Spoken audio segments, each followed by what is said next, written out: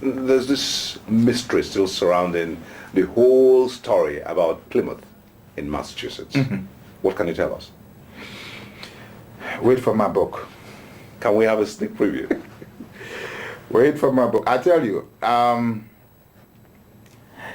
was not held in the United States for any crime. Extradition, the only thing that has to be determined in the case of extradition are two questions. One, is there a treaty? If yes. Two, if that person is returned to his country, would his rights be observed? Those are the only two questions. I do not think the United States was comfortable with me returning to Liberia. And I was held in a maximum security setup. And I was not a soldier. I've never been a soldier in my life. And a lot of people helped me to get out. But the full story will come out in my book. Mr. President, would you like to visit the U.S. again? I would like to. I think for a Liberian, unless you have it rightly made with the United States, unless they understand you and you understand them, I think there will always be problems and Liberia would not develop. So as a former president and one who in the future will have a role in Liberia, it is important for me to go. I respect the United States. It's the world's only superpower. So I think being quote unquote in good books with them, I think is good for not just for me, but for Liberia. Do you think that the international media has misunderstood you? And that's one thing about the foreign media, which they do a whole lot. The foreign media have this concept. They will support their host government during crisis. Most maybe other little countries, they say, oh, you must be new. There's no neutrality in journalism in these big countries. When it comes to their national security, forget about neutrality. Patriotism. So it's all about patriotism. So for me, I understand it. They are controlled by interests. I hope and pray that sometimes you are lucky you find one journalist that says, okay, great. I don't like Mr. Taylor, but wait a minute. There are some questions that must be answered. Okay, you said Mr. Taylor is guilty of this. Well, bring some evidence to us. This, I think you are lucky sometimes, but I'm not surprised and I don't feel bad because I think they work on interests. Do you miss home? Yes, I do. How much do you miss home? Well, I had developed a very big farm because one of the things that I praise God for is that I had decided that I would make no money during the presidency of Liberia, but after the presidency, I will move on my farm. And this was a smart thing that I did. This is why I've never opened any bank account anywhere. And when you hear me boasting, I am damn certain I have no bank accounts anywhere. I wanted to leave office with a record of having served my people. Yes, I'm guilty of patronage. I helped our people. It is an African tradition. I helped a lot of people.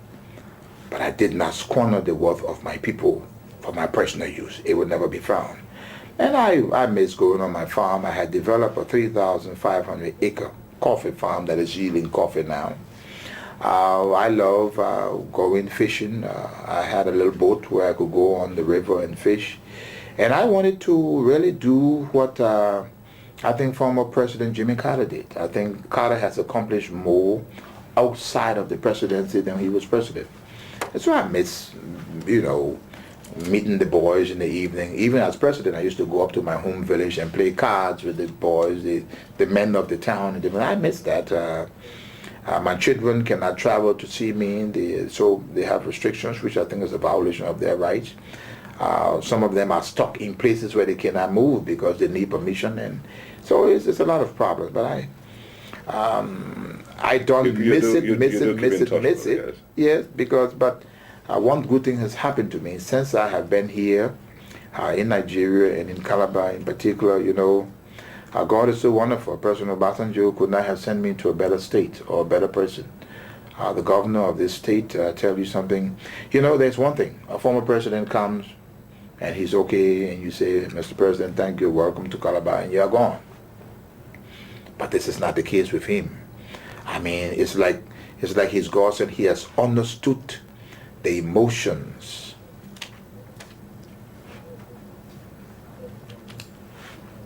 It's okay.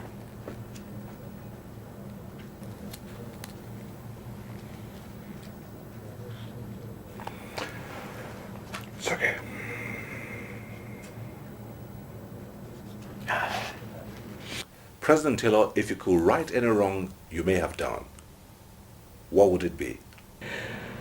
Well,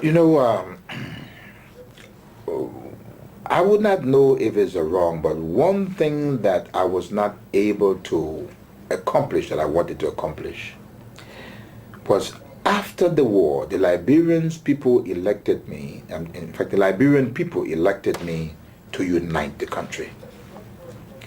I was not able to get some of the other factional leaders to return to Liberia. I was not able to get one or two of the political leaders to return. And I think they helped to provoke the situation. I was able to do a whole lot. Strangely, the LPC, these were all warring factions, and all of the other warring factions, I was able to bring them into government. In fact, most of the combatants that fought for the government during the war were the combatants of the warring factions that fought against me. So I accomplished bringing them together. I accomplished making sure that the issue of tribalism went away in Liberia. But I mean, to a great extent, I think most Liberians now, if you went to Liberia and took a poll, they would say Mr. Taylor did his best. Any other regrets? The second regret is that I was never able to get the United States to understand me. I was never able to get them to work with me, which is so essential for Liberia. No president of Liberia, no president can make it successfully unless he is online with Washington. Now, I'm not the type of guy that you can pick up a telephone and command. I don't take that. I didn't take that from Washington. Then, even if I were elected president, I would not take it. I'm not that kind. I'm not a coward. But I do believe that a good working relationship is essential for any president of Liberia, or that president will fail. Would you like to run for president again? No, I tell you, for me now, I'll go back to what I said. I would like to be the Jimmy Carter of Liberia. I would like to set up my foundation in Liberia. There are 3 groups I'm interested in Liberia. The wounded soldiers of the war. I'm very much interested in the wounded soldiers.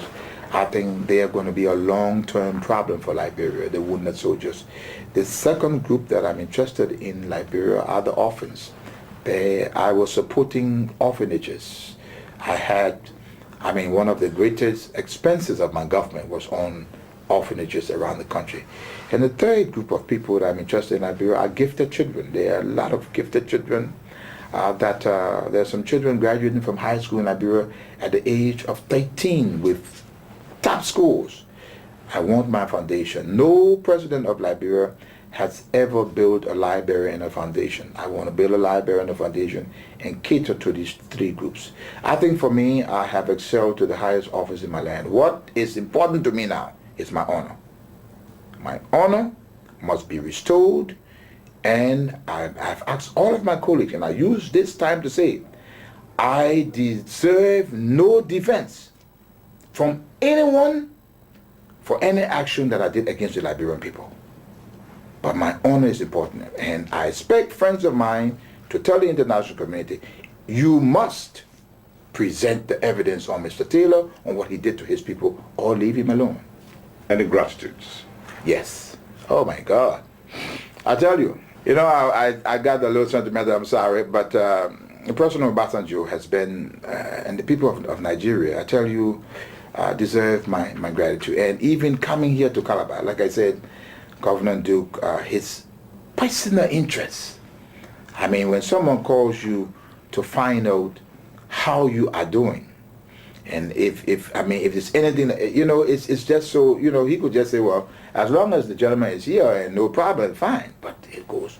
I owe also my gratitude to Thabo Mbeki, who is then chairman of the AAU, the chairman of the AAU now, President Shisano, President Kufuor of Ghana, many other African leaders, all of them, that took a decision. Don't forget, I was brought into Nigeria by both the chairman of the AU and the chairman of ECOWAS on one aircraft. I mean, I owe my gratitude to ECOWAS and the African Union. And I say to them, all of them, I must stand accountable for what I did in Liberia. Also, I want to mention France has been very strong, Russia, other members of the council. And I'll tell you quite frankly, like I say, I really hope that I could use my period while I'm outside to develop a warm relationship with those countries that did not get to know me. But I want to thank President Obasanjo and the government and people of Nigeria for accepting me here. And I want to say to Nigerians today, what Nigeria has done, the president and the government, is right. Nigeria is not just another country in West Africa. Nigeria can make or break black Africa.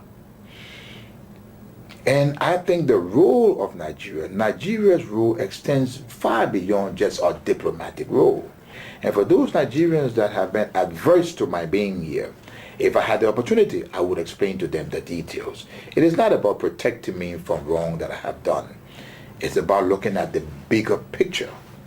You take a sitting African head of state and you disgrace him and you humiliate him on probable cause. But you exempt your own people. An ordinary private cannot be even questioned about what atrocity he's committing. I think for the first time we all must be proud that the AU, ECOWAS have stood up and said, no, there's something wrong here. And I think I owe my gratitude to all of them. Mr. President, it's been a pleasure talking to you. And thank you very much indeed. Thank you. It's been a pleasure.